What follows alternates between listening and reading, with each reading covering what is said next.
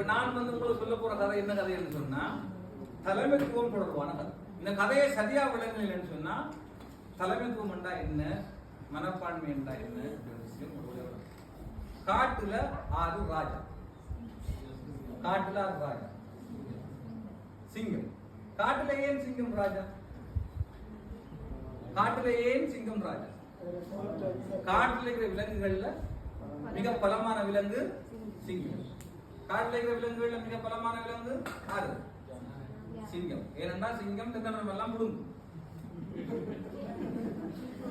என்ன, காட்டுல மிக பலமான விலங்கு சிங்கம். காட்டுல மிக பலமான விலங்கு யாரு? யானை. ஆனா காட்டுக்கு ராஜா சிங்கம். சிங்கம் ஏன் காட்டுல ராஜான்னு சொன்னா, காட்டுல மிக வேகமாக ஓடுற விலங்கு சிங்கம். காட்டுல மிக வேகமாக ஓடுறாரு சிங்கம். காட்டுல மிக வேகமாக ஓடுறது சீதா, சிறுத்தை. ஆனா காட்டுல தலைவராரு சிங்கம். காட்டுல சிங்கம் தலைவராகிறதுக்கான காரணம் என்னன்னு கேட்டா, காட்டுல மிக உயரமான விலங்கு சிங்கம். என்ன மாதிரி? காட்டுல மிக உயரமான ஆளாது ஒட்டகச்சிவிங்கி. தலைவராரு சிங்கம். காட்டுல சிங்கம் தலைவராக இருக்கிறதுக்கு இன்னும் ஒரு காரணம் இருக்குது. காட்டுல இருக்கிற விலங்குகள்ல மிக அழகான விலங்கு சிங்கம். காட்டுல மிக அழகான விலங்கு எது? கலைமான். ஆனா தலைவராரு காட்டுல இருக்கிற விலங்குகள்ல மிக பருமனான விலங்கு சிங்கம். அந்த பருமனான தோற்றத்தால தான் தலைவராக இருக்கு. காட்டுல பருமனானால் யானை, ஆனா தலைவராக. பின்ன என்ன இதால சிங்கம் காட்டுல தலைவராக எதால்? எதால்? சிங்கம் என்ன சொல்லி வச்சிருக்குது?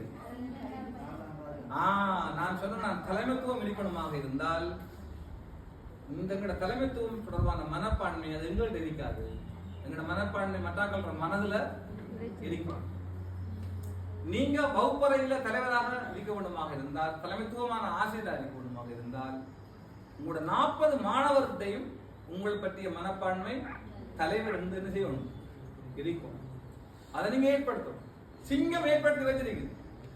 நீ யானையா இருக்கலாம், மிச்சம் பலமா இருக்கலாம், ஆனா நான் உன்னோட குட்டியையும் தனியா தீமா வந்து நினைவுனா உன்னையும் சாப்பிட்டுருவேன்.